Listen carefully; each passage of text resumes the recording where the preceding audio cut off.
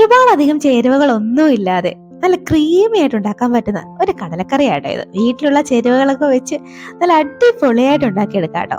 എന്നും ഒരേ സ്റ്റൈലിലൊക്കെ കടലക്കറി കഴിച്ച് മടുത്തവർക്കൊക്കെ ഇങ്ങനെ ഒന്ന് ട്രൈ ചെയ്യാട്ടോ. എല്ലാവർക്കും ഇഷ്ടപ്പെടുമെന്നുള്ള കാര്യത്തിലൊന്നും ഒരു സംശയമില്ല. അത്രയ്ക്കും ടേസ്റ്റി ആയിട്ടോ. ഇത് കാണുമ്പോഴേ അറിയായിരിക്കല്ലോ എന്തുമാത്രം ക്രീമി ആയിട്ടുള്ള ഒരു കടലക്കറിയാണെന്നത്. എന്നാ പിന്നെ ഇത് എങ്ങനെയാ ഉണ്ടാക്കുന്നത് കണ്ടു നോക്കിയാലോ. അതിനു മുന്നേ ഈ ചാനൽ ഇതുവരെയും സബ്സ്ക്രൈബ് ചെയ്തിട്ടില്ലെങ്കിൽ പ്ലീസ് ഒന്ന് സബ്സ്ക്രൈബ് ചെയ്ത് സപ്പോർട്ടോടെ ചെയ്തേക്കണേ. കൂടെ കാണുന്ന ബെല്ലൈക്കണിലെ ഓളെ തന്നെ മറക്കാതെ അമർത്തിയേക്കണേ. എന്നാൽ ഇത് എങ്ങനെയാ ഉണ്ടാക്കുന്നതെന്ന് കണ്ടു നോക്കിയാലോ. ഇതുണ്ടാക്കാനായി ആദ്യം ഈ കടല ഒന്ന് വേവിച്ചെടുക്കണം. അതിനായി ഒരു കുക്കർ ഒന്ന് അടുപ്പത്തേക്ക് വെച്ചിട്ടുണ്ട് കേട്ടോ. ഈ കുക്കറിലേക്ക് ഞാൻ ഇവിടെ ഓവർനൈറ്റ് കുതിർത്തെടുത്ത കടലയാണോ ചേർത്ത് കൊടുക്കുന്നത്. ഒരു 1.5 കപ്പ് ഉണ്ടാവും. അതും കൂടെ ചേർത്ത് ദാണ്ടെ പുകയൊക്കെ വരുന്നുണ്ട് കേട്ടോ. ഈ കുക്കർ ചൂടായിരുന്നത് കൊണ്ട് അതിലേക്ക് ഇനി ആവശ്യത്തിനുള്ള വെള്ളവും കൂടെ ചേർത്ത് നമുക്ക് കുറച്ച് ഉപ്പും കൂടെ ചേർത്ത്, അതായത് ഈ കടലിലേക്ക് ആവശ്യത്തിനുള്ള ഉപ്പും കൂടെ ചേർത്ത് ഇതൊന്നങ്ങ് മിക്സ് ആക്കി എടുത്തിട്ട് നമുക്കിത് കുക്കർ അടച്ചു വെച്ച് ഒരു 4-5 വിസിൽ വരുന്നത് വരെയും ഒന്നങ്ങ് വേവിച്ചെടുക്കണം കേട്ടോ. ഇത് വെള്ളക്കടലിൽ മാത്രമൊന്നും അല്ല കേട്ടോ, അല്ലാത്ത കടലിലും ഇത് ഇതേപോലെ ഉണ്ടാക്കിയെടുക്കാം. അപ്പൊ ഇത് അവിടെ ഇരുന്നൊന്ന് വെന്തോട്ടെ. അപ്പോഴേക്കും നമുക്കിനി നമ്മുടെ കറി ഉണ്ടാക്കാനായി തുടങ്ങാം. അതിനായി ഒരു പാൻ ഒന്ന് അടുപ്പത്തേക്ക് വെച്ച് അതിലേക്ക് ഒരു 1.5 ടേബിൾ സ്പൂണോളം വെളിച്ചെണ്ണ ഒന്ന് ആഡ് ചെയ്ത് കൊടുക്കാം കേട്ടോ. ഇനി അതിലേക്ക് 1 ടീസ്പൂൺ പെരിഞ്ചീരകവും 1 ഏലക്കയും 2 ഗ്രാമ്പും 1 പട്ടയും കൂടെ ഒന്ന് ചേർത്ത് കൊടുത്ത് ഇത് ചെറുതായിട്ടൊന്നങ്ങ് റോസ്റ്റ് ആക്കി എടുക്കാം. ഇത് ഈ വെളിച്ചെണ്ണയിലൊക്കെ കിടന്ന് ഇങ്ങനെ മൂക്കുപോലെ നല്ല മണമൊക്കെ അങ്ങോട്ട് വന്നു തുടങ്ങും കേട്ടോ.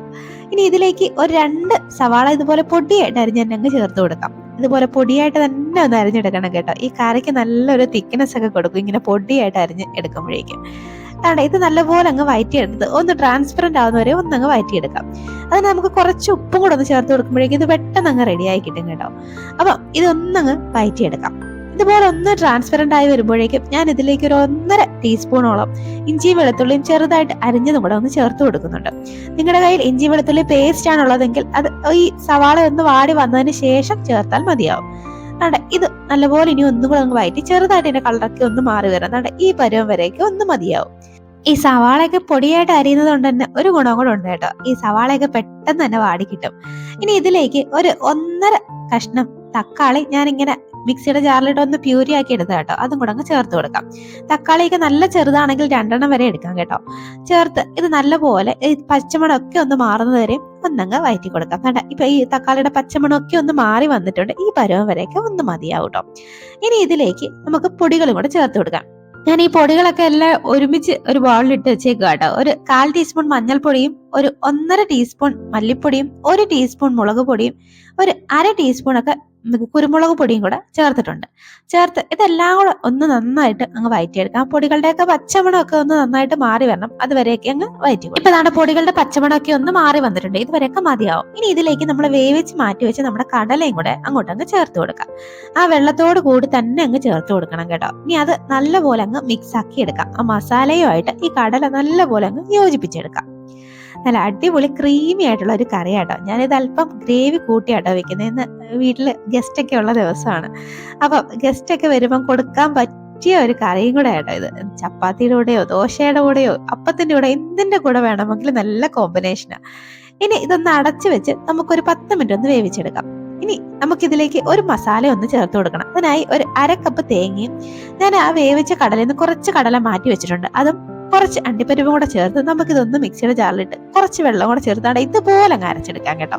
എപ്പോഴും ഈ കടലക്കറി ഉണ്ടാക്കുമ്പോൾ കടല കുറച്ചൊന്ന് അരച്ച് ചേർത്താൽ നല്ലൊരു രുചിയായിരിക്കും കടലക്കറിക്ക്. ഇനി അങ്ങനെ ചെയ്തിട്ടില്ലാത്തവരുണ്ടെങ്കിൽ അങ്ങനെ ഒന്ന് ചെയ്ത് നോക്കൂട്ടോ.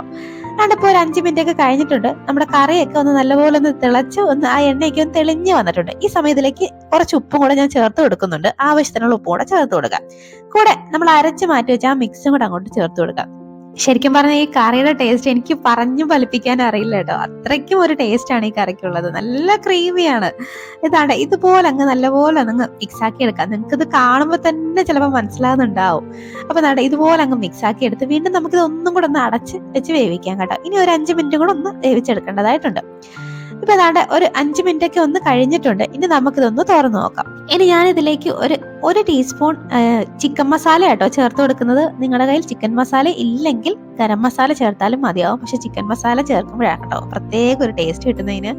ഇതാണ് ഇതുപോലെ അങ്ങ് മിക്സ് ആക്കി എടുക്കാനാണ്. ഇപ്പോഴേ നല്ലൊരു മണമൊക്കെ അങ്ങോട്ട് വന്നു തുടങ്ങിയിട്ടുണ്ട് കേട്ടോ. നല്ലൊരു മണമാണിത് ഈ കറി ഉണ്ടാക്കി എടുക്കുമ്പോഴേ. ഇനി ഇത് ഒന്നും കൂടെ അങ്ങ് മിക്സ് ആക്കി വീണ്ടും ഇതൊന്ന് ഒരു 2 മിനിറ്റ് കൂടെ ഒന്നങ്ങ് അടച്ചു വെച്ച് വേവിക്കാം.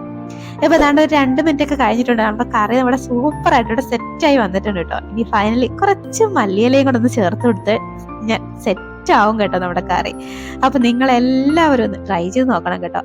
ഒരു അടാറ് ടേസ്റ്റ് എന്നൊക്കെ പറയാട്ടോ. അത്രയ്ക്കൊരു ടേസ്റ്റി ആയിട്ടുള്ള ഒരു കറിയാണ്. എല്ലാവർക്കും ഇഷ്ടപ്പെടും എന്നുള്ള കാര്യത്തിലൊന്നും ഒരു സംശയമില്ല. അപ്പൊ ഇനി ഒരു റെസിപ്പിയുമായി വീണ്ടും കാണാം കേട്ടോ. അതുവരേക്കും ബൈ.